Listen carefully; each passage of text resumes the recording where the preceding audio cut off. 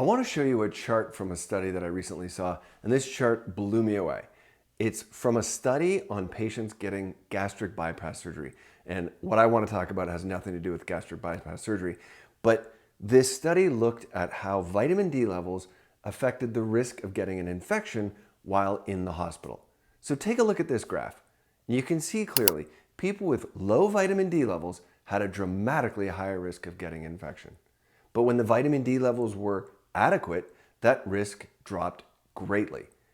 The difference is striking, and it got me thinking, if this is what we see with vitamin D levels and how it relates to infection, why aren't we talking about this more?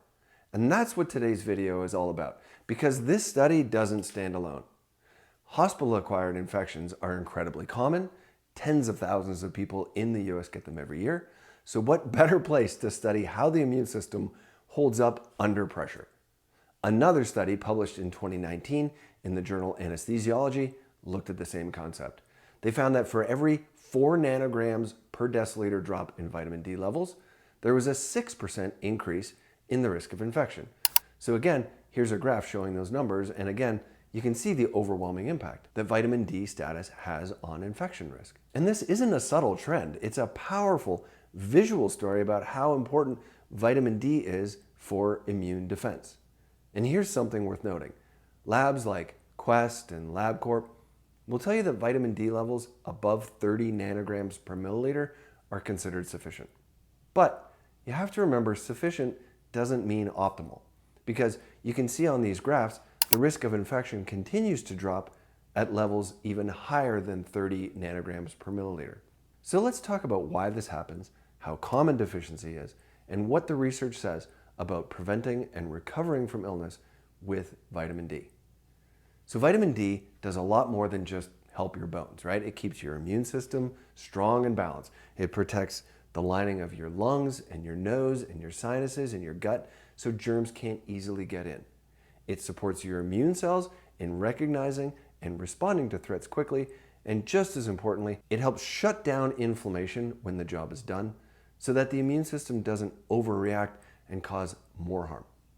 In short, vitamin D can help people not get sick in the first place, and it can help recover faster if someone does get sick. But unfortunately, most Americans aren't getting enough.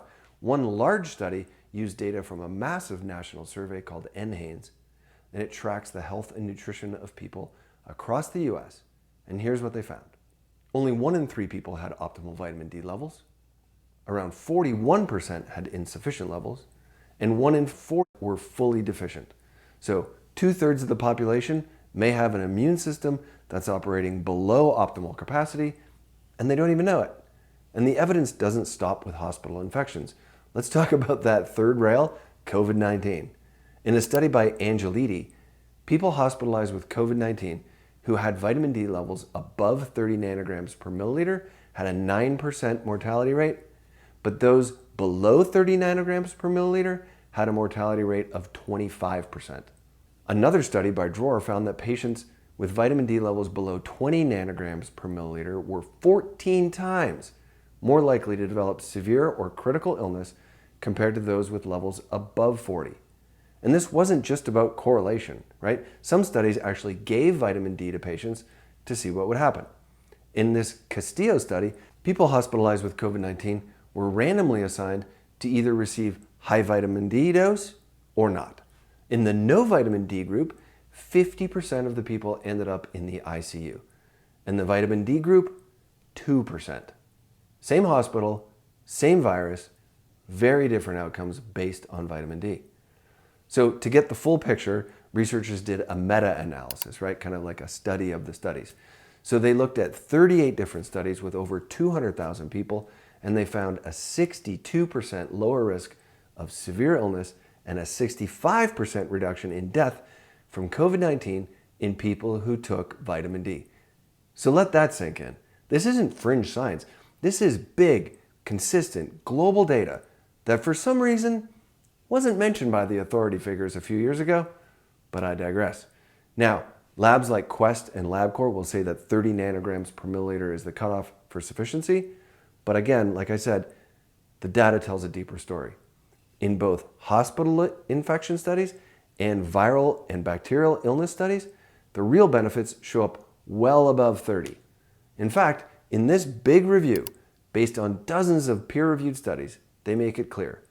Maintaining serum vitamin D concentrations above 50 nanograms per milliliter improves overall health, reduces the risk of severe and chronic diseases, infection, autoimmunity, and all-cause mortality. And there's a threshold that many people can reach safely with smart supplementation. So what can you do now? Well, it's not just about taking supplements blindly. The first step is to actually know your level. So get a serum vitamin D blood test. It's a simple lab test that can tell you exactly where you stand, because vitamin D isn't just a one-size-fits-all. It depends on a lot of factors, like the time of year, right? You tend to absorb less vitamin D in the winter. Body size matters because vitamin D is a fat-soluble vitamin, so the more body fat you carry, your levels may be lower. Your gut health also matters. If you've had bariatric surgery or conditions like IBS or celiac, your absorption can be reduced. Skin pigmentation matters because people with darker skin need more sun exposure to produce the same amount of vitamin D. And some medications and chronic conditions can also interfere with how your body absorbs vitamin D, but also how it processes vitamin D. So this is all explained in a different video I made a few months ago, so you can look that up. But once we know your level, we can help you decide the right strategy, whether it's supplements or sun exposure or other lifestyle changes to get you in the optimal range. So again, this started out with that one chart that grabbed my attention, right? But the more you look into it, the more research you look at, the more obvious it becomes. Vitamin D plays a massive role for infection risk and immune strength. It's one of the easiest, most affordable ways to support your health, and yet most people are deficient, especially during the winter months.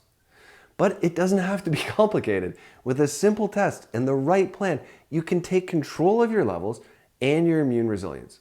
So if you found this helpful, hit that like button, share it with someone who you think might need to hear it, and subscribe for more straight to the point, research-based health content. So be well, and I'll see you in the next one.